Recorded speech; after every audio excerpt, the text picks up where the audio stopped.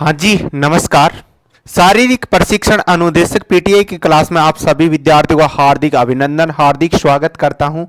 मुझे आशा है, उम्मीद है आप सब स्वस्थ हैं, मस्त हैं, जबरदस्त हैं और पीटीआई पाठशाला डिजिटल एकेडमी के माध्यम से आपकी तैयारी एकदम बेहतरीन चल रही होगी। मेरे दोस्तों, पहले समझिएगा, एक बात ध्यान में रखना कि कोई लक्ष्य मनुष्य के साथ से बड़ा नहीं, हारा वही जो आज तक कभी लड़ा नहीं। पीटीआई पाठशाला आपके लिए क्या लेकर आ रही है? जी हां, सुनिए, पीटीआई पाठशाला एकेडमी का एक ही सपना होगा, अब हर गांव डानी शहर से पीटीआई बने अपना। जो हमारी एकेडमी से जुड़ चुका, जो रेगुलर क्लास ले रहा है, उसका सिलेक्शन तो हो चुका, लेकिन हम ये चाहते हैं कि उसका एक सिलेक्शन टॉप रैंक के साथ हो। और जब वो शारीरिक शिक्षक बने, जिस विद्यालय में उसकी पोस्टिंग आए, तो मेरे दोस्तों उसके इतनी स्किल होनी चाहिए उसके पास कि लोग उसे सैल्यूट करें। जिस विद्यालय में एक प्रिंसिपल की नहीं चलती, वहां पर एक पीटीआई की चलती है। आपने सुना होगा कि ऐसा कोई विद्यालय नहीं जो हमारी एकेडमी से पढ़ा हुआ स्टूडेंट उसमें दोस्तों शारीरिक शिक्षक नहीं। हर जो भी शारीरिक शिक्षक बना है, भले वो हमारे से ऑफलाइन जुड़ा हो, ऑनलाइन जुड़ा हो, कहीं ना कहीं से उसने कोर्स लिया हो, कैसे भी, लेकिन वो हर विद्यार्थी हमारे से जुड़ता है। क्यों? हम उसके विश्वास, उसके सपनों पे खरे उतरने की कोशिश करते हैं। इसीलिए सब विद्यार्थी सेशन से जुड़ जाइए। और दोस्तों, आपको क्या बताने की जरूरत है, हमें क्या चाहिए आपसे वो भी कर दीजिएगा, है ना।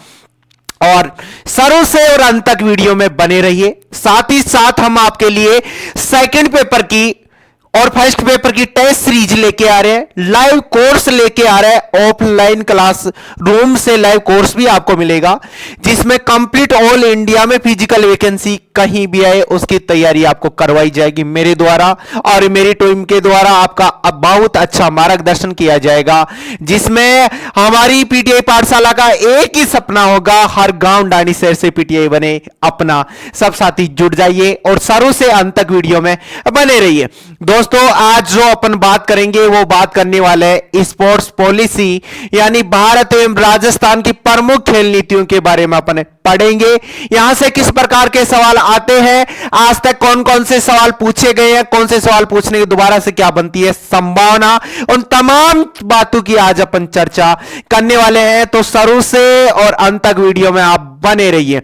मित्रों, जैसा कि आपके सामने टॉपिक दिख रहा होगा, आपको टॉपिक दिख ही रहा होगा, देखिएगा मेरे मित्रों, समझिएगा, एक एक चीज को अपने को समझते हुए आगे चलना है। यहां पर बोला है भारत एवं राजस्थान में खेलों के लिए संस्थागत ढांचा। संस्थागत ढांचा क्या है दोस्तों, इसके बारे में अपने समझते हैं।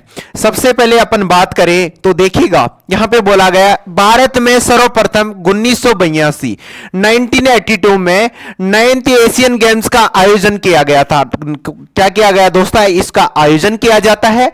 आयोजन किस स्थान पे किया गया था, तो अपने को बताना है कि सर इसका जो आयोजन किया गया था वो नई दिल्ली में किया जाता है। कहां किया जाता है? नई दिल्ली में किया जाता है। इसका आयोजन के समय एक खेल विभाग का क्या किया गया था दोस्तों, जब 9वें एशियाई गेम्स का आयोजन किया गया, उसी टाइम में दोस्तों खेल विभाग का क्या किया जाता है? गठन किया जाता है। क्या किया जाता है? खेल विभाग का गठन किया जाता है। अब दोस्तों समझिएगा कि 1985 में 1985 में अंतरराष्ट्रीय यानी इंटरनेशनल लेवल पे युवा वर्ष में इस विभाग का नाम क्या कर दिया गया दोस्तों? युवा मामले एवं खेल विभाग, युवा मामले एवं खेल किया गया। और दोस्तों 27 मई 2000 को इसे किसका रूप दे दिया गया था दोस्तों? इसे 27 मई 2000 को इसे मंत्रालय का रूप दे दिया गया था। किसका रूप दे दिया गया था?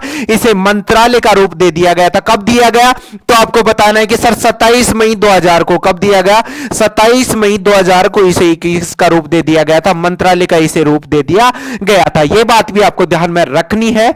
सबका ध्यान जब तक पढ़ाऊं बोर्ड के ऊपर रहना चाहिए और शुरू से अंत तक क्लास में बने रहिएगा। मैं आपको गारंटी देता हूं, विश्वास दिलाता हूं कि हमने हमारे से जो फिजिकल एजुकेशन सब्जेक्ट पेपर पढ़ लिया ना, एक भी क्वेश्चन गलत नहीं होगा भाई। 130 सवाल आएंगे आपके सब्जेक्ट में, 129 सवालों का वादा और विश्वास करता हूं आपके साथ। जो हमारी क्लास कंप्लीट देख के जाएगा, वो सवाल नहीं बने तो मुझे बता देना। और इसी के साथ हम आपके लिए तमाम चीजें लेके आएंगे, जिसमें एक एक पीटीआई गारंटी बैच भी होगा। सिलेक्शन नहीं तो फीस नहीं, बहुत चीजें मैं आपके लिए सौगात देने वाला हूं मेरे दोस्तों। मैंने इसीलिए मेरी एकेडमी की स्थापना की है ताकि हमारे बच्चे को बिना दाब प्रेशर के ऐसा दोस्तों ऐसा उसे तैयार कर सकूं। वो एक कोरा पेज है, उसके ऊपर मैं लिख सकूं कि तू इस बार तू शारीरिक शिक्षक बनेगा और वो भी एक तू टॉप रैंक के साथ बनेगा। इसीलिए दोस्तों हम में जो बात कहते हैं उस बात पे मेहनत करते हैं, बच्चों की समस्याओं का तमाम का समाधान करते हैं। हम चाहते हैं कि ऑल राजस्थान में, ऑल इंडिया में शारीरिक शिक्षक बनाए। नाम मात्र गुरु दक्षिणा में हमारे द्वारा तमाम बैच लाए जा रहे हैं दोस्तों, जिसमें हम हर घर में अब शारीरिक शिक्षक होगा मेरे दोस्तों। क्योंकि शारीरिक शिक्षक इसलिए जाना जाता है अच्छा स्वास्थ्य और अच्छी शिक्षा, अच्छा स्वास्थ्य और अच्छी शिक्षा। कह देना मौका मिला तो तेरी जुल्फे सुलझाऊंगा, अरे मौका मिला तो तेरी जुल्फे सुलझाऊंगा। अभी मेरे मम्मी पापा के सपने पूरे कर दूं पीटीआई बनके, फिर आमिर महल में तेरी मेकअप सजाऊंगा, आमिर महल में तेरी मेकअप सजाऊंगा। मेरे लालो लालियों पढ़ लेना, शादी के रिश्ते वालों की लाइन लग जाएगी घर में कि छोरा क्या बनाया, बोले पीटीआई बनाया। क्या बनाया? पीटीआई। मेरे दोस्तों मानिएगा जितने पीटीआई उनका कितना सम्मान होता है, उनकी पोस्ट का कितना सम्मान होता है, उनके पद का कितना सम्मान होता है। मैं चाहूंगा कि इस बार राजस्थान पत्रिका वाले आपके घर पहुंच जाएंगे कि आपका सिलेक्शन कहां से हुआ है। कह देना उनको कि प्रतिहार दिनेश सर से हमने साफ सब्जेक्ट पढ़ा था, पीटीआई पाठशाला के हम स्टूडेंट हैं, पीटीआई पाठशाला जयपुर के स्टूडेंट रहे हम। और मेरे दोस्तों ये आपके लिए नई सौगात, विद्यार्थियों का कंप्लीट विश्वास, हम जीतेंगे। और मैं चाहता हूं कि मां शारदे का आशीर्वाद आपके ऊपर बना रहे और इस बार जो आपका सिलेक्शन हो टॉप रैंक के साथ आपका सिलेक्शन होना चाहिए मेरे दोस्तों। इसलिए रिश्ते वालों की लाइन लग जाएगी। इसीलिए मैं कहता हूं लड़कों पढ़ लेना, नहीं तो तुम्हारी जो बनाई हुई खीर है ना, मीठी खीर, उसको कुत्ते भी नहीं खाएंगे। लड़कियों तुम भी पढ़ लेना, नहीं तो कहीं ना कहीं थापती डोले होगी, फिर कोई फायदा निकल लो कौन नहीं है। तो इसलिए सबको अच्छे से तैयारी करना, ये एक दो डेट भी आपको याद रखनी है। दोस्तों बात करते हैं 30 अप्रैल 2008 की। 30 अप्रैल 2008 की एक अपने सामने आता है युवा मामले विभाग। कौन सा आता है? युवा मामले विभाग। और एक आता है दोस्तों अपने सामने खेल विभाग, खेल विभाग। अब दोस्तों समझना, सुनिए, भारत सरकार यानी केंद्र सरकार के युवा मामले एवं खेल मंत्रालय के स्वायत्त शासी निकाय के रूप में दोस्तों भारतीय खेल प्राधिकरण मेरे दोस्तों साई कार्य करती है। यानी दोस्तों साई भारतीय खेल प्राधिकरण, ये ध्यान में रखना। जो खेलों के विकास हेतु क्या बताई जाती है दोस्तों, साई जो संस्थान है खेलों को विकास के लिए, खेलों को बढ़ावा देने के लिए सर्वोच्च से सबसे अच्छी संस्थान ये बताई जाती है दोस्तों। ये भी आप ध्यान में रखिएगा। साथ ही साथ है भारत सरकार की तरह ही राज्य में क्या करता है दोस्तों, वहां पर भारत सरकार की तरह ही राज्य में क्या बनाया गया है, युवा मामले एवं खेल विभाग कार्यरत है। राज्य में खेलों के विकास हेतु दोस्तों सर्वोच्च संस्था कौन सी है? राजस्थान राज्य क्रीड़ा परिषद। कौन सी है दोस्तों?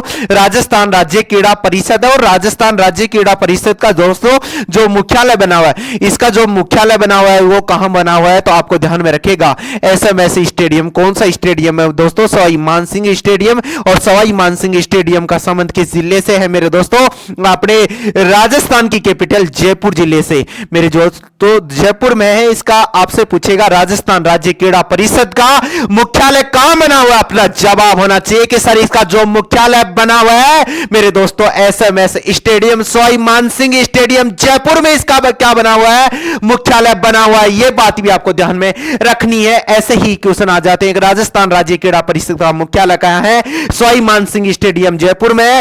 और मेरे दोस्तों राजस्थान राज्य क्रीड़ा परिषद के वर्तमान अध्यक्ष कौन है, तो अपना जवाब होना चाहिए मेरे दोस्तों डॉक्टर नीरज के पवन आईएएस अधिकारी इसके क्या है दोस्तों? अध्यक्ष है। और मेरे दोस्तों इसी प्रकार से राजस्थान के वर्तमान खेल मंत्री कौन है, तो जवाब होना चाहिए कि राज्यवर्धन सिंह राठौड़ हमारे क्या है, खेल मंत्री है। वर्तमान में विधायक कहां से है? जवाब होना चाहिए कि सर जोटवाड़ा विधानसभा से है, इससे पूर्व सांसद कहां से थे, तो आपको बताना है सर जयपुर ग्रामीण से थे। इस प्रकार तमाम सवालों का जवाब आप ध्यान में रखना है। कांग्रेस की सरकार में राज्यवर्धन सिंह राठौड़ से पहले जब कांग्रेस की सरकार थी उस टाइम में अपने खेल मंत्री कौन थे, तो ध्यान में रखना है कि अशोक चांदना जी थे। इस प्रकार से एक एक सवाल आपके दिमाग में फिट हो जाना चाहिए और इस बार पेपर की खोपड़ी में आपको छेद करके आना है। मैं चाहूंगा कि टॉप रैंक के साथ मेरे लाल और लालियों का सिलेक्शन होना चाहिए। मेरे भाई और बहनों, मैं इसीलिए इसी पल के लिए मैं जी रहा हूं कि ऑल इंडिया में सर्वाधिक मैं शारीरिक शिक्षक बना सकूं, ईमानदारी के साथ बना सकूं, उनको अब अच्छा एजुकेशन में उपलब्ध करवा के दे सकूं। इसीलिए मैं आपके लिए तमाम वीडियो लेके आ रहा हूं, लेकिन आपके सपोर्ट की मुझे आवश्यकता है। आपके एक सपोर्ट की मुझे आवश्यकता है कि वीडियो को ज्यादा से ज्यादा लोगों को शेयर कीजिएगा।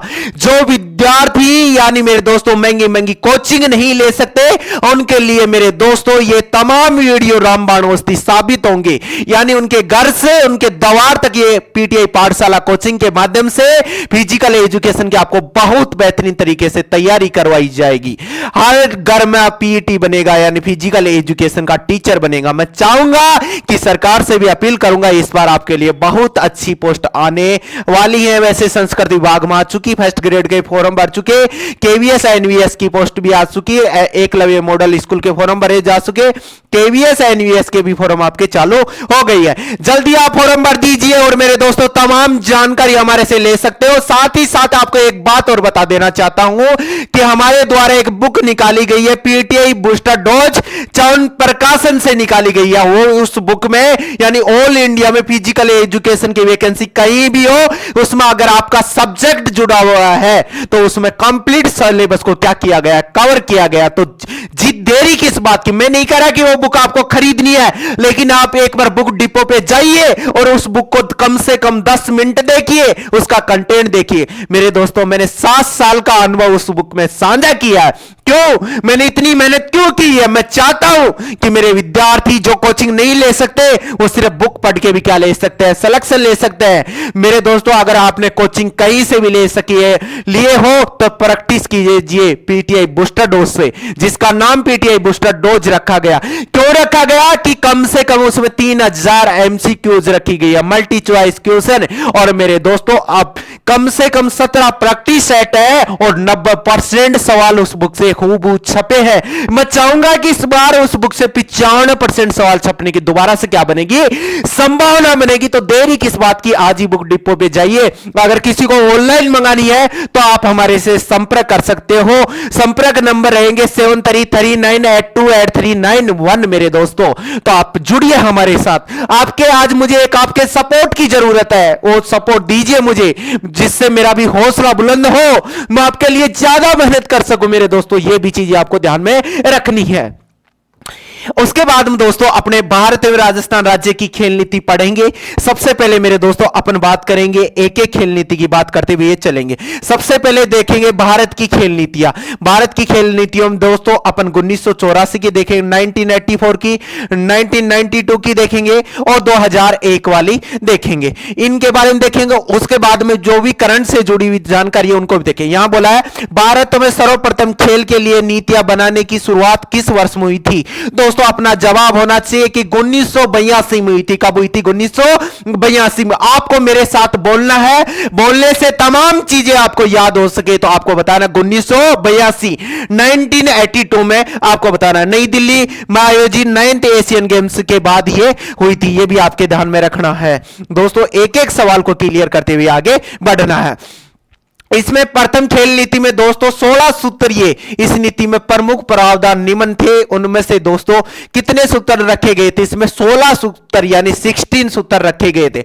समझिएगा एक एक में। दोस्तों सबसे पहले यहां पर बोला है, सबसे पहले यहां पर बोला है कि क्या किया जाए, अंतरराष्ट्रीय स्तर पर प्रशिक्षण। अंतरराष्ट्रीय स्तर पर प्रशिक्षण का मतलब सुनिए कि ऐसे खिलाड़ियों का निर्माण किया जाए, ऐसे खिलाड़ियों का निर्माण किया जाए। अगर भारत में उनके लिए अकेडमी नहीं है, उनके के प्रशिक्षण के लिए, ट्रेनिंग के लिए, तो इंटरनेशनल लेवल पे उन्हें भेजा जाए, जिसमें सरकार उनकी भागीदारी, उनकी दोस्तों आर्थिक सहायता करे, उनका सपोर्ट करे, जिससे अपन भी भारत में अच्छे खिलाड़ियों का निर्माण कर सके, भारत के नाम सर्वाधिक मेडल कर सके। मेरे दोस्तों अंतरराष्ट्रीय स्तर पे क्या दिया जाना चाहिए, इंटरनेशनल स्तर पे दोस्तों प्रशिक्षण, उन्हें ट्रेनिंग उपलब्ध करवा के दी जानी चाहिए। अगर उन्हें अच्छी ट्रेनिंग मिलेगी तो आने वाले खेलों में वो अच्छी क्या करेंगे दोस्तों, प्रोग्रेस करेंगे।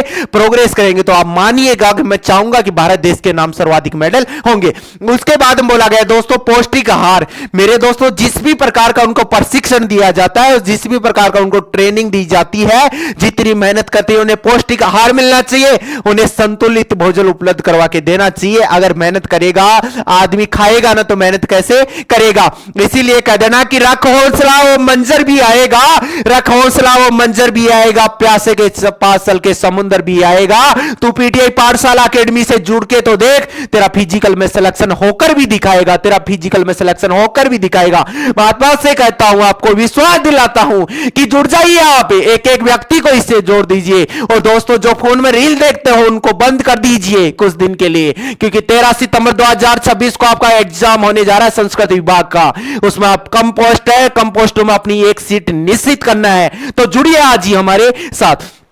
आगे था दोस्तों खेल संगठनों के मध्य समन्वय, यानी उनके आपस में जो लाइजन होते हैं वो भी अच्छे होने चाहिए। उसके बाद में बोला गया दोस्तों शारीरिक शिक्षा, फिजिकल एजुकेशन, खेलों को पाठ्यक्रम में लाना, कि दोस्तों यानी हर स्तर पे, चाहे विद्यालय स्तर हो, महाविद्यालय स्तर हो, विश्वविद्यालय, यानी जो भी मेरे दोस्तों वहां पर शारीरिक शिक्षा को अनिवार्य रूप से पाठ्यक्रम में क्या किया जाना चाहिए, लागू किया जाना चाहिए, जिससे विद्यार्थी इसके बारे में पढ़ेंगे तो तमाम जानकारी और जान पाएंगे और लोगों को जोड़ने की बहुत ज्यादा क्या करेंगे, कोशिश करेंगे। उसके बाद में अगला प्रावधान है शारीरिक शिक्षा एवं खेलों को पाठ्यक्रम में लाना चाहिए, साथ ही साथ खेल उद्योग को बढ़ावा देना चाहिए। दोस्तों खेल उद्योग को बढ़ावा देने का मतलब यह हो जाएगा कि दोस्तों खेल उद्योग के माध्यम से बढ़ावा देना चाहिए। ज्यादा से ज्यादा किट तैयार करोगे, उनकी आमदनी बढ़ेगी, लोगों को क्या मिलेगा दोस्तों, रोजगार मिलेगा। और खेल उद्योग इस प्रकार के बनाने हैं कि जो इंटरनेशनल लेवल पे भी अगर अपने सामान में क्वालिटी होगी, अपने किट में प्रोडक्ट में क्वालिटी होगी, तो विदेशी लोग भी इनको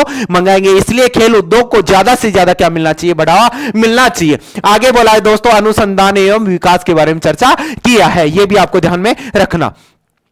दोस्तों नेशनल स्पोर्ट्स पॉलिसी 1984, यानी भारत की प्रथम खेल नीति कब लाई गई थी। दोस्तों आपसे सवाल बनेगा कि भारत की प्रथम खेल नीति कब आई थी, आपका जवाब होना चाहिए कि 1984 भारत की प्रथम खेल नीति आई थी। दोस्तों केवीएस, एनवीएस और राजस्थान पीटीआई कम से कम भी 5 बार सवाल टपक चुका, इसलिए एक एक सवाल को क्लियर करते हुए चलना है कि भारत की प्रथम खेल नीति कब बनी थी। 1984 में, 1984 में बनी थी। दोस्तों यहां पे बोला है sports, national sports policy 1984 Bharat की प्रथम खेल नीति। 1984 के बाद द्वितीय खेल नीति आई थी। दोस्तों वो कब आई, 1952 में, 1992 में लाई गई थी। प्रथम पूछे तो 1984 में, 1984 में, और सेकंड द्वितीय खेल नीति पूछे 1992 में। आपने को बताना है ऐसे एक एक जवाब को क्लियर करते हुए। साथ ही साथ आपके पास नोटबुक होनी चाहिए, पेन होना चाहिए, जिससे आपको की नोट्स बनाने, क्या बनाने हैं, की नोट्स बनाने। वैसे मैंने जो पीपीटी बनाया वो की नोट्स के रूम में ही है। एक एक चीज बड़ी लाइन इंपॉर्टेंट है, वेरी मोस्ट सवाल बनते हैं। हम दोस्तों किसी को झांसा नहीं देना चाहते, हम विद्यार्थियों के साथ ईमानदारी, उनके साथ न्याय करना चाहते हैं। मैं चाहता हूं कि तमाम विद्यार्थी प्लेटफॉर्म से जुड़े, उनका टॉप रैंक के साथ सिलेक्शन हो। इस प्रकार से मैं आशा और उम्मीद करूंगा। इस नीति के दोस्तों 4 भाग थे। कितने भाग थे इस नीति के? 4 भाग थे। तो सुनिएगा, पहला कौन सा था? पहले भाग की बात करें, सकारात्मक माहौल, रोजगार, मनोबल और पौष्टिक आहार। यानी दोस्तों खेलों के प्रति जो माहौल होना चाहिए वो सकारात्मक होना चाहिए, एकदम पॉजिटिव माहौल होना चाहिए। और दोस्तों लोगों को क्या मिलना चाहिए, रोजगार, मनोबल, उनको यानी उनका मनोबल बढ़ाना चाहिए। उन्हें समय समय पे उन्हें प्रोत्साहन करना चाहिए, जिनसे उनका ज्यादा से ज्यादा मनोबल बढ़े। और दोस्तों वहां पे बोला गया पौष्टिक आहार, यानी उन्हें संतुलित भोजन उपलब्ध करवा के देने की भी क्या है, आवश्यकता है। उसके बाद 2 नंबर पे बोला है खेल प्रबंधन यानी खेल मैनेजमेंट, अनुसंधान विकास और खेल उद्योग को ज्यादा से ज्यादा मैनेजमेंट, खेलों के प्रति मैनेजमेंट अच्छा होना चाहिए और खेल उद्योग को ज्यादा से ज्यादा क्या मिलना चाहिए, बढ़ावा मिलना चाहिए। यह बात यहां पे बोली गई है। 3 नंबर बोलिए प्रतियोगिता यानी कंपटीशन एवं मानकों में सुधार, चाहे ओलंपिक हो, राष्ट्रमंडल हो, एशियन या सार्क गेम्स, इनमें जब भी भाग ले प्रतियोगिताओं कंपटीशन में तो अच्छा से अच्छा खिलाड़ियों प्रदर्शन करे। अच्छा से अच्छा खिलाड़ी तभी प्रदर्शन करेंगे, उन्हें अच्छे स्तर की उन्हें क्या उपलब्ध होगी,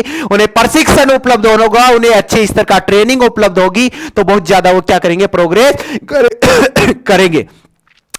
4 नंबर पे बोला गया आधार को विस्तृत करना और युवा विद्यार्थी और ग्रामीण आदिवासी यानी सभी को इनमें क्या मिलना चाहिए दोस्तों, ये सभी विद्यार्थी खेल सकते हैं। युवा विद्यार्थी चाहे ग्रामीण हो, आदिवासी, सभी विद्यार्थी इनमें क्या ले सकते हैं, भाग ले सकते हैं और उन्हें प्रशिक्षण की आवश्यक ट्रेनिंग मिलेगी तो अच्छे से वो अच्छी जगह कंपटीशन में भाग लेंगे तो अच्छा वो प्रदर्शन कर पाएंगे। ये भी आपको ध्यान में रखना है जी। आगे बोला गया दोस्तों नेशनल स्पोर्ट्स पॉलिसी 2001 यानी दोस्तों भारतीय खेल नीति 2001 की बात करेंगे। भारतीय खेल नीति 2001 की बात करेंगे। समझिएगा मेरे प्यारे दोस्तों विद्यार्थियों, एक एक चीज बड़ी क्लियर करते हुए अपन चलेंगे। इससे पहले थोड़ा सा जल ग्रहण कर लेते हैं, आप भी कर लीजिए ना, और जुड़ जाइए, सेशन को ज्यादा से ज्यादा शेयर कर दीजिए मेरे प्रिय भाई और बहनों। मुझे आशा है, उम्मीद है आप जहां भी होंगे स्वस्थ होंगे, मस्त होंगे, जबरदस्त होंगे और पीटीआई पाठशाला के माध्यम से आपकी एकदम बेहतरीन तैयारी चल रही होगी। आज मुझे आपके एक सपोर्ट की आवश्यकता है, आप समझ ही गए होंगे ना, और सपोर्ट कीजिए और ज्यादा से ज्यादा स्टेटस लगाइए। जो भी क्लास डाली जाए उसका ज्यादा से ज्यादा क्या लगाना, आपको स्टेटस लगाना है। कहने का मतलब 1000+ सब्सक्राइबर कर दोगे इस वीडियो पे तो कहने का मतलब 50% सिलेबस फिजिकल एजुकेशन का हम आपको क्या करा देंगे, फ्री में उपलब्ध करवा के दे देंगे। इस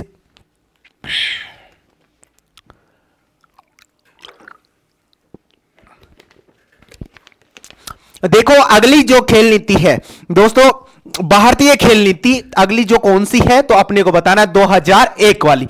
सबसे पहले मैंने कौन सी बताया 1984 की, यानी कब बनी थी 1984 में। उसके बाद में द्वितीय कब बनी 1992 में, और तृतीय खेल नीति कब बनती है दोस्तों 2001 में, नेशनल स्पोर्ट्स पॉलिसी 2001। अब दोस्तों इसका जो उद्देश्य है, इसका जो पर्पज है वो क्या रखा गया समझिएगा। यहां पे बोला गया है खेलों के विकास के लिए ये तीसरी खेल नीति थी, यानी खेलों को बहुत ज्यादा विकास किया जाए, उनको डेवलपमेंट किया जाए, इसके लिए तीसरी नीति लाई जाती है। किसके द्वारा दोस्तों, भारत सरकार के द्वारा ये तीसरी नीति लाई जाती है, जिसमें दोस्तों कुल 15 बिंदुओं पर चर्चा की गई। इसके जो बिंदु रखे गए मुख्य रूप से 15 बिंदुओं को शामिल किया गया कि साहब 15 बिंदुओं पर समय समय पर क्या होना चाहिए, कार्य होना चाहिए। दोस्तों मुख्य जो इसका उद्देश्य यानी जो मुख्य उद्देश्य, मुख्य जो इसका पर्पज है वो क्या रखा गया है, खेलों को आधार को व्यापक करना, यानी खेलों को दोस्तों इतना बढ़ावा देना है, भले ग्रामीण स्तर तक हो, शहरी स्तर तक खेलों के लिए बहुत ज्यादा बढ़ावा देना है। और सरकार समय समय पे क्या देगी, बजट देगी, ज्यादा से ज्यादा अकेडमियों की स्थापना करनी है और हर युवाओं को जोड़ना है। तो व्यापक स्तर पर यानी विस्तार रूप से इनका क्या कर सके दोस्तों, फैलाव कर सके, हर युवाओं को इसके प्रति क्या कर सके, अपन जागरूक कर सके। उसके बाद बोला गया राष्ट्रीय यानी दोस्तों देश लेवल पे, अंतरराष्ट्रीय यानी इंटरनेशनल स्तर पर खेलों को श्रेष्ठता प्रदान करना, यानी अच्छा से अच्छा अपने को क्या करना है, जब भी कंपटीशन में भाग लो तो अच्छे से अच्छा अपने को क्या करना है दोस्तों, प्रदर्शन करना है। अच्छा से अच्छा अपना प्रदर्शन होना चाहिए। मैं चाहूंगा कि आने वाले समय में जो सर्वाधिक मेडल नाम होंगे वो भारत देश के नाम होंगे। इसीलिए आपको शारीरिक शिक्षक बनना है तो ऐसा बनना है, चमत्कारी शारीरिक शिक्षक बनना है जिससे आप अच्छे खिलाड़ियों का निर्माण कर सके। शारीरिक शिक्षा के प्रति जो भ्रांतियां फैली हुई है उनको समाप्त कर सको और हर विद्यार्थी को इससे फिजिकल एजुकेशन से जोड़ सको, क्योंकि दोस्तों एक पीटीआई इसीलिए जाना जाता है कि अच्छा स्वास्थ्य अच्छी शिक्षा। आगे चलते हैं दोस्तों, इसके देखो अन्य उद्देश्य में एक एक पॉइंट को अपन समझते हुए चलेंगे। जो अन्य उद्देश्य पर्पज है यहां पर बोला है खेलों को शिक्षा के साथ एकीकरण करना, यानी दोस्तों कि जब भी चाहे आपका विद्यालय स्तर हो, महाविद्यालय स्तर हो, विश्वविद्यालय स्तर हो, यानी दोस्तों जो शारीरिक शिक्षा है ना, जो खेल है उनको दोस्तों पाठ्यक्रम में उनको हिस्सा बनाया जाए और उनको हर स्तर पर खिलाया जाए। हर स्तर पर खिलाड़ियों का आप अच्छे से क्या कर सकते हो, निर्माण कर सकते हो एजुकेशन के साथ। यानी दोस्तों शिक्षा के साथ आपको किसको जोड़ना है, खेलों को जोड़ना है। शिक्षा के साथ आपको किसको जोड़ना है, खेलों को जोड़ना है, जिससे अपने क्या है सकारात्मक परिणाम आ सके। आधारभूत ढांचे का विकास तथा संसाधन जुटाने, यानी ऐसा विकास किया जाए और ज्यादा से ज्यादा दोस्तों खेलों के प्रति क्या जुटाना है, संसाधन उपलब्ध करवा के दिए जाए, वैज्ञानिक तरीके से उन्हें टेक्नोलॉजी दी जाए, और दोस्तों स्पोर्ट्स साइंस का ज्यादा से ज्यादा यहां पर क्या किया जाना चाहिए, प्रयोग किया जाना चाहिए। उसके बाद में खेल क्षेत्र में एकालिटी अनुसंधान तथा विकास के लिए बोला गया। अच्छी के गुणवत्ता के खेल के उपकरण, जो भी उपकरण यानी जो भी संसाधन अपने को उपलब्ध करवा के जाए, उनकी यानी क्वालिटी, उनकी गुणवत्ता बहुत अच्छी होनी चाहिए, जिससे कि किसी भी खिलाड़ी को कोई नुकसान नहीं पूछे। यानी अच्छी क्वालिटी के क्या उपलब्ध करवा के देने, अपने को उपकरण उपलब्ध करवा के देने हैं। उसके बाद में अच्छे खेल प्रशिक्षकों, अच्छे खेल प्रशिक्षक का मतलब जो भी आपको, जो आपके कोच हो, यानी वो या तो कहां से किया हो, एनआईएस किया हो, कहां से दोस्तों, पटियाला पंजाब से, वहां से अच्छी ट्रेनिंग अच्छे कोच से तैयार किए जाते हैं। अगर अच्छा प्रशिक्षक होगा, अच्छा कोच होगा, पहले सारी चीजों को पहले खुद करेगा, फिर विद्यार्थियों से प्रैक्टिकल करवाएगा, और जब हार्ड से हार्ड चीज को वो प्रैक्टिस के माध्यम से क्या करता है दोस्तों, सरल बनाता है। यानी अच्छे प्रशिक्षक होने चाहिए हमारे पास, जो भी ट्रेनिंग उपलब्ध करवा के दे, अच्छे कोच होने चाहिए। अगर खुद ही गुरु ही अच्छा नहीं होगा तो अच्छे चेलों का निर्माण कैसे कर सकता है, यानी अच्छे प्रशिक्षक होंगे तभी जाके आप शारीरिक शिक्षक बन सकते हो। और दोस्तों उनको अच्छे से एजुकेशन उपलब्ध कराना, अच्छे से उन्हें प्रशिक्षण दिया जाए, ट्रेनिंग दी जाए, यानी सरल से हार्ड तरीके से, पहले सरल सरल देते देते उनका टाइम बढ़ाया जाए, फिर हार्ड किया जाए। इस प्रकार की उन्हें ट्रेनिंग उपलब्ध करवा के देनी है कि जब भी वो खेलने जाए, कंपटीशन में भाग ले, तो मेरे दोस्तों वो हमेशा विजेता बन के आए। उसके बाद बोला ग्रामीण, यानी ग्रामीण एवं दोस्तों जनजातीय क्षेत्रों में खेलों को बढ़ावा देना। आज भी मेरे दोस्तों मानिएगा कि शहरों में तो बहुत ज्यादा अकेडमी है, किसी ना किसी स्तर पे विद्यार्थी को शहरों में तो जोड़ दिया जाता है, काफी स्टेडियम भी रहते हैं, लेकिन आज भी ग्रामीण स्तर पे, गांवों में, ढाणियों में आज भी नहीं है। तो मेरे दोस्तों सरकार को जागरूक होने की जरूरत है, अपने युवाओं को जागरूक होने की जरूरत है, क्योंकि वहां पे ज्यादा से ज्यादा खेल स्टेडियमों का निर्माण किया जाए, जिससे खिलाड़ी खेल सके।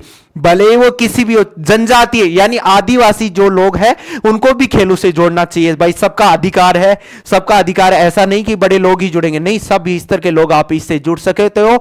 और जब कंपटीशन में आप भाग लेोगे तो मैं चाहूंगा कि आने वाले समय में भारत देश के नाम आप सर्वाधिक मेडल कर पाओगे। इसी के साथ बोला है दोस्तों खिलाड़ियों को प्रोत्साहन, यानी दोस्तों समय समय पे उनका पुरस्कार दिया जाना चाहिए। प्रोत्साहन का मतलब होगा कि खिलाड़ियों को समय समय पे प्रोत्साहन देना चाहिए, पुरस्कार देना चाहिए, जिनसे उनका मनोबल बढ़ेगा, जिनसे उनका कंपटीशन बढ़ेगा, और दोस्तों तो वो भी आगे जागरूक रहेंगे, अपने देश के नाम और भी चीजें करने की कोशिश करेंगे। खेलों में ज्यादा कंपटीशन बहुत अच्छा परचम ले रहा है। इसी के साथ बोला है दोस्तों खेल पर्यटन को बढ़ावा देना। दोस्तों सबसे बड़ी बात है खेल पर्यटन को बढ़ावा देना, कि हमारे स्टेडियम ऐसे होने चाहिए वहां पर काफी दर्शक लोग, दर्शक का मतलब देखने वाले लोग बैठ सके। अगर बाकी देशों के दर्शक लोग आएंगे वहां पे बैठ के देखेंगे तो मानिएगा कि अपनी भाई आय बढ़ेगी, लोगों को क्या मिलेगा, रोजगार मिलेगा, यानी खेल पर्यटन को भी बढ़ावा मिलेगा। अच्छे स्टेडियम होने चाहिए हमारे पास, जिनको भी देखने से बाहर लोग आए तो उनसे अपन टिकट वगैरह लेते हैं, तो कहीं ना कहीं इनकम बढ़ती है, और दोस्तों इसीलिए लोगों को रोजगार भी मिलता है। इसलिए खेल पर्यटन को भी ज्यादा से ज्यादा क्या देना दोस्तों, बढ़ावा देना है, ये बिंदु रखे गए थे। उसके बाद में दोस्तों खिलाड़ियों को वैज्ञानिक समर्थन किस प्रकार से किया जाए, कि वर्तमान युग में जो उन्हें ट्रेनिंग उपलब्ध करवा के दी जाए, यानी दोस्तों स्पोर्ट्स साइंस, खेल विज्ञान का ज्यादा से ज्यादा प्रयोग किया जाना चाहिए दोस्तों, जिसमें काफी उपकरण आते हैं, और दोस्तों प्रशिक्षक उन उपकरणों का खिलाड़ियों से अच्छे से प्रयोग कराए, उनके माध्यम से उन्हें प्रशिक्षण उपलब्ध कराएंगे तो बहुत अच्छे से वो सारी चीजों को सीख पाएंगे। हार्ड से हार्ड चीजों को भी क्या कर लेंगे, वो प्रैक्टिस के माध्यम से एकदम सरल कर लेंगे। यहां पे बोला गया है खिलाड़ियों को वैज्ञानिक समर्थन, खेलों को वैज्ञानिक समर्थन का महत्व इंपॉर्टेंस सर्वविदित है। तदनुसार अंतरराष्ट्रीय इंटरनेशनल मानकों के अनुरूप इस क्षेत्र को सुदृढ़ बनाने के लिए कार्रवाई शुरू की जाएगी, जिसमें दोस्तों पोषण यानी भोजन पे ध्यान दिया जाएगा। मनोविज्ञान, दोस्तों मनोविज्ञान का मतलब क्या होता है, मन का विज्ञान। मनोविज्ञान का मतलब क्या होता है, मन का विज्ञान। दोस्तों आपके चलती है मनोविज्ञान यानी खेल मनोविज्ञान अपने मुख्य रूप से सिलेबस में जुड़ी हुई है। उसमें साफ साफ बताया गया है कि खिलाड़ी किस प्रकार से टेंशन में आ जाए, कहीं डिमोटिवेट हो जाए तो उसे कैसे मोटिवेट किया जाए, उसके अंदर कैसे अभिप्रेरणा भरी जाए, कैसे उसको खेलों के प्रति जागरूक किया जाए, उनके तनाव को कैसे दूर किया जाए, ये सारी चीजें प्रशिक्षक बताता है। ये सारी चीजें थ्योरी में पढ़ाई हुई जाती है दोस्तों। उसी के साथ दोस्तों चिकित्सा यानी मेडिकल, औषध विज्ञान और शरीर क्रिया विज्ञान, जैव यांत्रिकी, मानव मिति के साथ साथ खेल विज्ञान की अन्य शाखाओं अपेक्षित सहायता प्रदान करने के लिए क्या होती हैं दोस्तों, मददगार होती हैं। इन सभी जितनी भी ये शाखा है, ये जितनी भी चीजें जुड़ी हुई हैं, ये अपने को इनसे क्या मिलती है, सहायता मिलती है, मदद मिलती है कि किस प्रकार से और भी खेलों में क्या किया जाए, सुधार किया जा सके।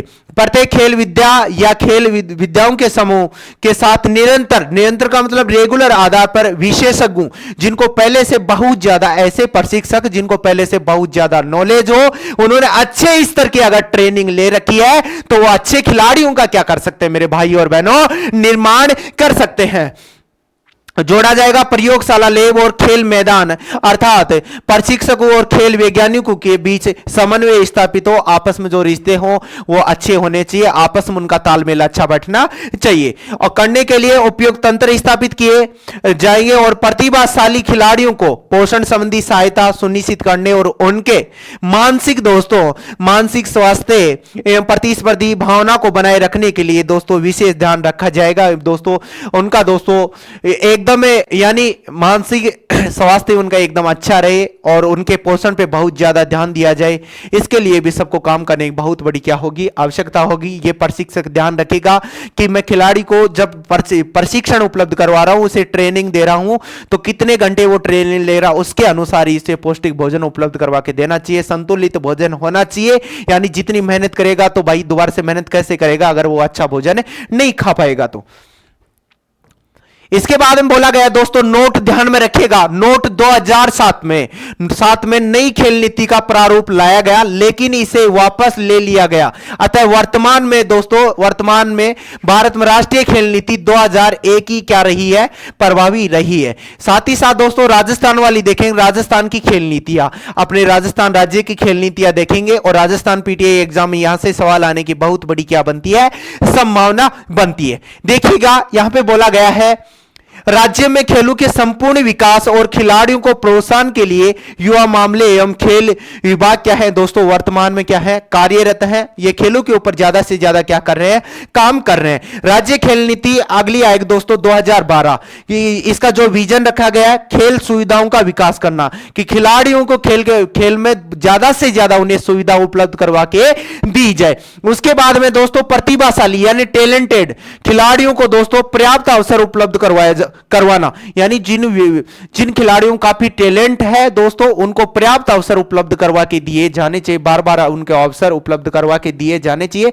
ऐसा नहीं कि एक दो बार अच्छा नहीं कर पाया तो वो नहीं कर पाया, बार बार जब भी प्रैक्टिस करता है, वो जिस भी खेल के प्रति प्रैक्टिस करेगा तो बार बार प्रैक्टिस करता है तो वो एकदम खेलों में बहुत अच्छा सुधार करता है और आगे जाके कंपटीशन भाग लेगा तो अच्छा क्या करेगा, प्रदर्शन करेगा। 3 नंबर, प्रदेश में खेलों के क्षेत्र में देश के अग्रणी राज्य में स्थापित करना चाहिए दोस्तों, लेकिन आज भी नहीं है। अपना राजस्थान बहुत पिछड़ा हुआ है। अगर भारत में किसी भी राज्य की बात होती खेलों में ज्यादा उन्नति या प्रोग्रेस कर रहा है तो मेरे दोस्तों अपना राजस्थान का पड़ोसी राज्य कौन सा कर रहा है, हरियाणा कर रहा है। आज भी वहां पर जो कुश्तियां करवाई जाती है मैट के ऊपर करवाई जाती है, लेकिन आज अपने राजस्थान में बात करें तो कुश्तियां कहां करवाई जाती है, अखाड़ों में कराई जाती है, मिट्टी के अखाड़े होते हैं ना।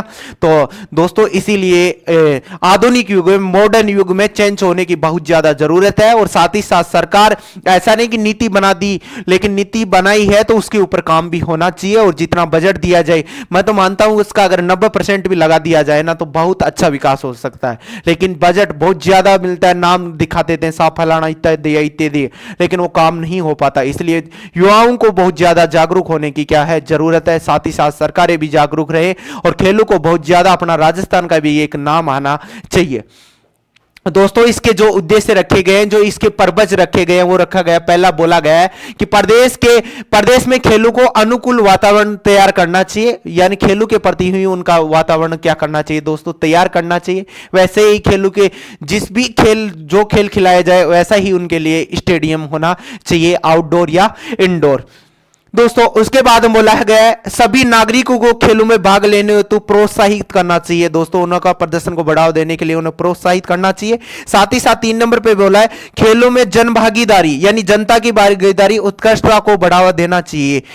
और आगे बोला गया 4 नंबर पे उच्च स्तरीय आधारभूत ढांचा लाया जाना चाहिए कि अच्छे स्तर का क्या बनाया जाना चाहिए। दोस्तों ढांचा बनाया जाना चाहिए जिससे खेलों को बहुत ज्यादा क्या मिल सके बढ़ावा।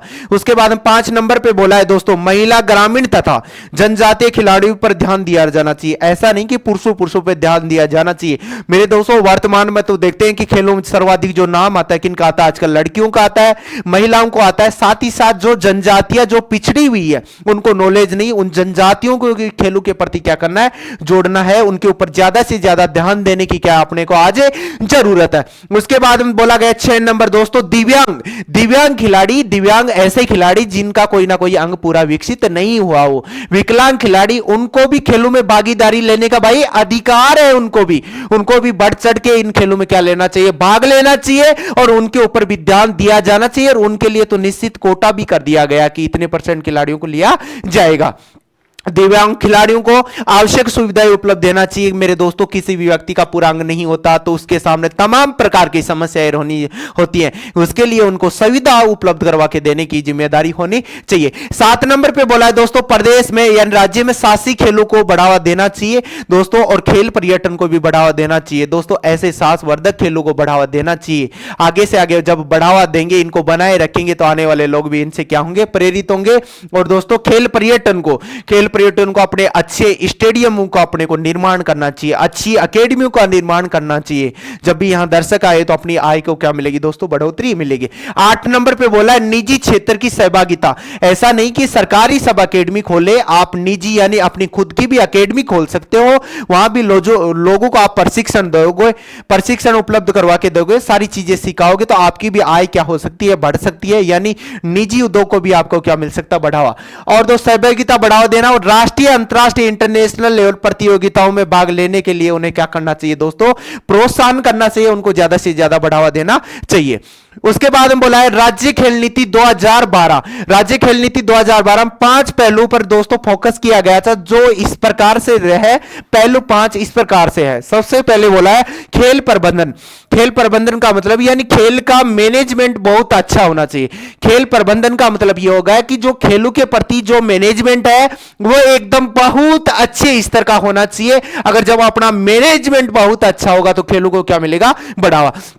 साथ ही साथ बोला गया है खेल संघों के समन्वय के बारे में बोला है। उसके बाद उसने कहा है प्रतिभाओं को चिन्हित करना और तराशना, यानी अच्छे प्रतिभाएं हैं जिनमें अच्छा टैलेंट है उनको चिन्हित करना चाहिए और खेलों के प्रति उन्हें जोड़ना चाहिए और अच्छा उनको क्या करवा के देना चाहिए, प्रशिक्षण उपलब्ध करवा के देना चाहिए। उसके बाद में बोला गया दोस्तों खिलाड़ियों के बारे में, अच्छे खिलाड़ियों का क्या करना, निर्माण करना है। आधारभूत खेल सुविधाएं यानी खेल के प्रति जितनी भी सुविधाओं की उन्हें जरूरत होती है वो कंप्लीट सुविधाएं उनको उपलब्ध करवा के देनी चाहिए। इसके ऊपर भी ध्यान दिया गया है।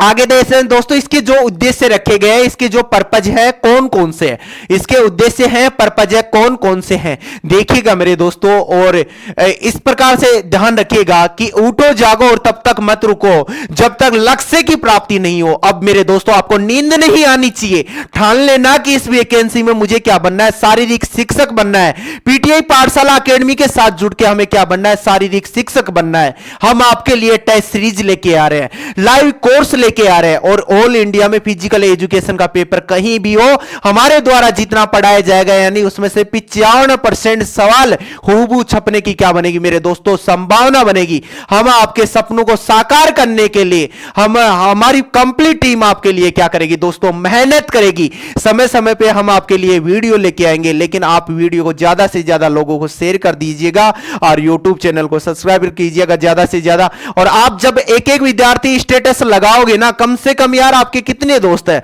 10 लोगों से भी करवाओगे तो मानिएगा 1000+ हो गए ना, फिर बहुत ज्यादा मजा आने वाला है ना, प्रचंड लहरा देंगे फिर तो कोई दिक्कत नहीं है ना। तो मेरे दोस्तों और नाम मात्र गुरु दक्षिणा के अंदर हमारे ऐसे दोस्तों हम चाहते हैं कि गुरु दक्षिणा में ही विद्यार्थियों को शिक्षा एजुकेशन उपलब्ध करवा के दी जाए। यहां पे बोला गया है खेलों के लिए अनुकूल वातावरण तैयार करना है, साथ ही साथ खेलों में उत्कृष्टता को क्या देना है दोस्तों, बढ़ावा देना है। उसके बाद उच्च स्तरीय आधारभूत ढांचा तथा उसका क्या करना, संधारण करना, खेलों में आदि के भागीदारी सुनिश्चित करना, ज्यादा से ज्यादा लोग खेलों में बढ़ चढ़ कर क्या लेने चाहिए, भाग लेने चाहिए। पैरा खिलाड़ियों को आवश्यकता अनुसार सुविधाएं देना दोस्तों, और प्रतिभाशाली यानी टैलेंटेड खिलाड़ियों को सम्मानित करना, यानी उनके प्रदर्शन को बढ़ावा देने के लिए समय समय पे उन्हें क्या करना चाहिए दोस्तों, सम्मानित करना चाहिए, जिससे उनका क्या बढ़ेगा, मनोबल बढ़ेगा। राष्ट्रीय देशी स्तर पे और अंतरराष्ट्रीय इंटरनेशनल प्रतियोगिताओं में सहभागिता को बढ़ावा देना, साहसी खेलों को बढ़ावा देना दोस्तों, जिनमें अपने को लगे कि ये खेल कितने साहसिक है, इनको बनाए रखना चाहिए, अपने कल्चर के क्या है, पार्ट है। इसी के साथ आगे बोला गया है दोस्तों, यहां पे इसके जो दृष्टिकोण रखे गए हैं, दृष्टिकोण में बताया गया है खेल सुविधाओं का विकास, सबसे पहले ज्यादा से ज्यादा खेल के प्रति क्या मिलनी चाहिए, सुविधाएं। उसके बाद में दोस्तों अंतरराष्ट्रीय यानी इंटरनेशनल स्तर पर भी प्रदेश को क्या मिलनी चाहिए दोस्तों, पहचान दिलाना, प्रदेश को क्या दिलाना, अंतरराष्ट्रीय स्तर पे अलग तरीके से क्या दिलाना दोस्तों, खेलों में एक बहुत अच्छी क्या दिलानी है, अपने को पहचान दिलानी है। उसके बाद में बोला गया है दोस्तों, प्रतिभाशाली खिलाड़ियों को पर्याप्त अवसर देना चाहिए, प्रतिभाशाली जो भी खिलाड़ी हैं, टैलेंटेड खिलाड़ी हैं, उनको पर्याप्त बार बार क्या मिलने चाहिए दोस्तों, उन्हें अवसर मिलने चाहिए। उसके बाद में बोला गया है दोस्तों, प्रदेश को खेलों के क्षेत्र में अग्रणी राज्य में स्थापित करना, कि अपना भी राज्य का कहीं ना कहीं नाम आना चाहिए। तो मेरे दोस्तों आज भी नहीं आता, सबसे ज्यादा नाम आता है तो किसका आता है, हरियाणा का आता है। हमारे को बहुत ज्यादा यानी खिलाड़ियों पर ध्यान देने की बहुत ज्यादा जरूरत है। ऐसे प्रशिक्षक भी होने चाहिए जो कि उनको अच्छी ट्रेनिंग उपलब्ध करवा के दे सके। साथ ही साथ दोस्तों उनको जिस भी प्रकार की सुविधाएं, वो कंप्लीट सुविधाएं होंगी तभी जाके आदमी काम कर सकता है। आगे बोला गया है दोस्तों, प्रमुख जो इसके प्रावधान रखे गए हैं, प्रमुख प्रावधान कौन कौन से रखे गए हैं इस नीति में। राज्य का प्रथम खेल विश्वविद्यालय कहां खोला गया था दोस्तों, शेखावाटी के एक जिला है अपना, कौन सा, झुंझुनू। कौन सा जिला है, झुंझुनू। वैसे शेखावाटी में 3 जिले आते हैं, कितने जिले आते हैं, 3 जिले आते हैं, सीकर, चूरू और झुंझुनू। तो यहां पर दोस्तों खेल विश्वविद्यालय खोला गया। आपसे पूछेगा कि इस नीति में जो खेल विश्वविद्यालय खोला गया है वो किस जिले में खोला गया है, अपना जवाब होना चाहिए कि राजस्थान के झुंझुनू जिले में खोला गया है। कहां खोला है, राजस्थान के झुंझुनू जिले में खोला जाना प्रस्तावित किया गया था। और साथ ही साथ दोस्तों यहां पर बोला गया राष्ट्रीय शारीरिक दक्षता कार्यक्रम एनपीएफबी के बारे में भी देखेंगे, और युवा मामले एवं खेल विभाग भारत सरकार का कार्यक्रम है। और दोस्तों इसके जो उद्देश्य, इसके जो पर्पज रखे गए, स्कूली बच्चों को शारीरिक रूप से स्वस्थ रखना, यानी सबसे पहले दोस्तों बच्चा कहां पर आता है, यानी बच्चे की देखो प्रथम पाठशाला तो क्या होती है, परिवार के बाद में विद्यालय, बच्चे को कहां पहुंचाया जाता है, विद्यालय में विद्यालय जाता है, विद्यालय में उसका एडमिशन कराया जाता है। स्कूली बच्चों को शारीरिक रूप से स्वस्थ रखना, तो स्कूल में बच्चा कैसे रुके, शारीरिक रूप से कैसे वो स्वस्थ रहे, तो उस बच्चा तब रुकेगा जब वहां पे एक पीटीआई होगा, और बच्चा जब भी आए तो उनको खेलों में खेल खिलाएगा, तो बच्चा अपने आप की स्कूल के प्रति, विद्यालय के प्रति वो आकर्षित होगा। खेलों में वो क्या लेगा मेरे भाई और बहनों, ज्यादा से ज्यादा वो क्या लेगा, रुचि लेगा, और स्वस्थ भी रहेगा। जब खेल खेलेगा तो उसका स्वास्थ्य अच्छा रहेगा, अच्छा स्वास्थ्य रहेगा तो उससे वो अच्छा एजुकेशन भी उपलब्ध कर लेगा। बच्चों की कार्य क्षमता में दोस्तों वृद्धि यानी बढ़ोतरी के साथ साथ उनका सर्वांगीण विकास करना। दोस्तों शारीरिक शिक्षा के माध्यम से, फिजिकल एजुकेशन के माध्यम से व्यक्ति का सर्वांगीण विकास होता है, उसका राजनीतिक विकास भी होता है, उसका सामाजिक विकास भी होता है, उसका धार्मिक विकास भी होता है दोस्तों, उसका मानसिक या बौद्धिक विकास भी होता है दोस्तों, उसका शारीरिक विकास भी होता है। इसीलिए मेरे दोस्तों शारीरिक शिक्षा, फिजिकल एजुकेशन अनिवार्य है अपने, क्योंकि यह सर्वांगीण विकास होता है व्यक्ति का, व्यक्तित्व का क्या होता है, फिजिकल एजुकेशन के माध्यम से, शारीरिक शिक्षा के माध्यम से व्यक्ति का क्या होता है, सर्वांगीण विकास होता है। आगे है 3 नंबर, राजस्थान राज्य खेल विकास फंड में देखते हैं। इस नीति में खिलाड़ियों को दिए जाने वाले दोस्तों पुरस्कार, खेल प्रतिभाओं के आयोजन, खेल उपकरणों के क्रय, प्रशिक्षण शिविर आदि में दी जाने वाली अनुदान राशि के लिए दोस्तों पृथक से इस फंड के सृजन का क्या किया गया था दोस्तों, प्रावधान किया गया था। उसके बाद में समझिएगा दोस्तों, यहां से भी सवाल आने की संभावना बनती है। राज्य की नई खेल नीति 2019-20 का दोस्तों जो प्रारूप के बारे में समझिएगा। यहां पे जो इसके उद्देश्य है, इसके जो पर्पज रखे गए कौन कौन से, खेलों के लिए अनुकूल वातावरण तैयार करना। सबसे पहले बोला गया कि खेलों के लिए क्या करना है, अपने को अनुकूल वातावरण तैयार करने पर भी क्या दिया जाए, जोर दिया जाए। खेलों में अधिक भागीदारी सुनिश्चित करना है कि ज्यादा से ज्यादा लोग खेलों में बढ़ चढ़ कर क्या लेने हैं, भाग लेने चाहिए। खेलों में उत्कृष्टता को बढ़ावा देना, उच्च स्तरीय आधारभूत ढांचा तथा उसका संधारण और राष्ट्रीय यानी देशी स्तर पर अंतरराष्ट्रीय इंटरनेशनल प्रतियोगिताओं में सहभागिता को बढ़ाना। उसके बाद में बोला है प्रतिभाशाली खिलाड़ियों को सम्मानित करना। जो भी प्रतिभाशाली खिलाड़ी हैं, अच्छे टैलेंटेड है, उनको क्या करना चाहिए दोस्तों, सम्मानित करना चाहिए, जिससे उनके प्रदर्शन को बढ़ावा मिल सके और वो मोटिवेशनल हो सके। पैरा खिलाड़ियों को दोस्तों आवश्यकता अनुसार सुविधाएं देना। ऐसे जो दोस्तों खिलाड़ी होते हैं जो काफी विकलांग होते हैं, उनको भी ज्यादा से ज्यादा सुविधाएं उपलब्ध करवा के देनी चाहिए। साहसी खेलों को बढ़ावा देना और खेलों के विकास के लिए दोस्तों शैक्षणिक संस्थाओं से क्या लेना, सहयोग लेना या मदद करना। इसके जो दृष्टिकोण रखे गए उनमें बोला गया है, पहले अंतरराष्ट्रीय स्तर पर भी प्रदेश की क्या दिलाना दोस्तों, अंतरराष्ट्रीय स्तर पर भी अपने राजस्थान की अलग से क्या दिलाना, एक पहचान दिलाना। उसके बाद में बोला गया दोस्तों प्रतिभाशाली खिलाड़ियों को पर्याप्त अवसर देना। और उसके बाद में कहा गया है कि प्रदेश को खेलों के क्षेत्र में अग्रणी राज्य में स्थापित किया जाना चाहिए, कि भारत में अपने भी राज्य का बहुत अच्छा नाम आना चाहिए। खेल सुविधाओं का विकास किया जाना चाहिए, यह भी आपको ध्यान में रखने हैं। उसके बाद में बोला गया इसके जो प्रमुख प्रावधान हैं दोस्तों, उनमें देखिएगा समन्वित स्टेडियम आधारभूत खेल सुविधाओं कार्यक्रम 2007 और 2015, पे एंड प्ले स्कीम के लिए नर्सरी स्कीम, जिसमें दोस्तों आयु नर्सरी स्कीम में जो आयु रखी गई है 8 से 14 वर्ष की रखी गई है। 8 से 14 वर्ष की आयु के बच्चे इसमें क्या ले होंगे, शामिल रहेंगे। किसमें दोस्तों, नर्सरी स्कीम में। तो आपको ध्यान रखना 8 से 14 वर्ष की आयु के बच्चे। उसके बोला दोस्तों आउट ऑफ टर्न पॉलिसी और खिलाड़ी पेंशन योजना। ऐसा नहीं खिलाड़ी खेल ले उसके बाद में उनके लिए भविष्य के लिए पेंशन योजना भी चलाई जानी चाहिए।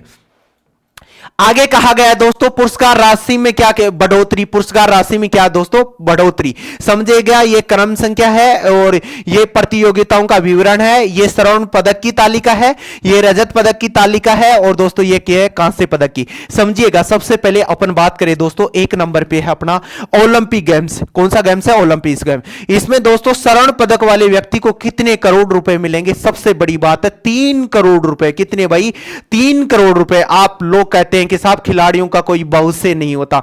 मैं चाहता हूं कि स्पोर्ट्स कोटे से अगर वो अच्छा प्रदर्शन करते हैं, प्रॉपर रूप से अंतरराष्ट्रीय स्तर पे वो मेडल लेके आते हैं, सरकार के द्वारा उन्हें डायरेक्ट नौकरी दी जाती है हर जगह। आजकल तो कोटा भी निश्चित कर दिया गया, यानी ओलंपिक गेम्स में जो भी दोस्तों स्वर्ण पदक जीत के लाएगा गोल्ड मेडल, उसको कितने रुपए मिलेंगे, 3 करोड़ रुपए। रजत पदक वाले को कितने मिलेंगे मेरे दोस्तों, 2 करोड़ रुपए, 2 करोड़ रुपए। और कांस्य पदक वाले को कितने, 1 करोड़ रुपए। अपने को ध्यान में रखना है कि स्वर्ण पदक वाले का पूछे तो कितना बताना है भाई, 3 करोड़। कितना बताना है अपने को, 3 करोड़ बताना है। लेकिन अपने से पूछे कि रजत पदक वाले का तो कितना बताना है, 2 करोड़ बताना है। और साथ ही साथ कांस्य पदक वाले का पूछे तो कितना बताना है, 1 करोड़ बताना है। 2 नंबर पे है दोस्तों एशियन गेम्स। कौन सा, एशियन गेम। इसमें स्वर्ण पदक को क्या मिलेगा, स्वर्ण पदक जो जीत के लाएगा उसे 1 करोड़ रुपए मिलेगा। रजत पदक वाले को कितने दोस्तों, 60 लाख रुपए मिलेंगे। और साथ ही साथ कांस्य पदक वाले को कितने मिलेंगे, 30 लाख रुपए मिलेंगे। उसके बाद में 3 नंबर पे बोला गया दोस्तों कॉमनवेल्थ गेम्स के बारे में। यहां पे स्वर्ण पदक को 1 करोड़ रुपए मिलेंगे और रजत पदक वाले को कितने मिलेंगे दोस्तों, 60 लाख मिलेंगे। और कांस्य पदक वाले को कितने मिलेंगे, 30 लाख मिलेंगे। तो ये भी आपको ध्यान में रखना है। उसके बाद में दोस्तों ये आपके सामने शारीरिक शिक्षा यानी फिजिकल एजुकेशन की बुक है। आप ई बुक भी परचेज कर सकते हो और जिस भी भाई बहन को अगर किसी बुक डिपो पे नहीं मिली तो आप ऑनलाइन ऑर्डर कर सकते हो और ये बुक आप मंगा सकते हो, यानी आपके घर तक होम डिलीवरी कर दी जाए। होम डिलीवरी चार्ज एक्स्ट्रा कुछ भी नहीं लगेगा। बड़ी शानदार बुक है और कंप्लीट इसमें फिजिकल एजुकेशन का सिलेबस को क्या किया गया है, कवर किया गया है। और इसमें मेरे द्वारा 7 साल का अनुभव साझा किया गया है, यानी इसमें लिखने में और मेरे मेरे दोस्तों बहुत ज्यादा सावधानी बरती गई है। यानी इस बुक को जो विद्यार्थी पढ़ लिया ना, टॉप रैंक के साथ वो क्या बन सकता है, शारीरिक शिक्षक बन सकता है। बुक का नाम पीटीआई बूस्टर डोज है। शारीरिक शिक्षा की किस प्रकाशन से निकाली गई है, तो दोस्तों चौन प्रकाशन से ये बुक निकाली गई है। यहां पे देखिए, खिलाड़ियों को प्रोत्साहन दिया जाए, साथ ही साथ खेलों में महिलाओं भी ज्यादा से ज्यादा बढ़ चढ़ के भाग लेनी चाहिए, और साथ ही साथ जनजातियों ग्रामीण क्षेत्रों पर भी क्या, जनजातियां ग्रामीण क्षेत्र लोग आज भी बहुत ज्यादा पिछड़े हुए हैं, उन पे भी बहुत ज्यादा अपने को ध्यान देने की क्या है, आवश्यकता है। राष्ट्रीय खेल फेडरेशन तथा अन्य संस्थाओं को सहायता उपलब्ध करवाना, मदद उपलब्ध करवाई जाए। खेलों के उत्थान हेतु यानी उनके विकास को, संगठित क्षेत्र को बढ़ावा दिया जाए।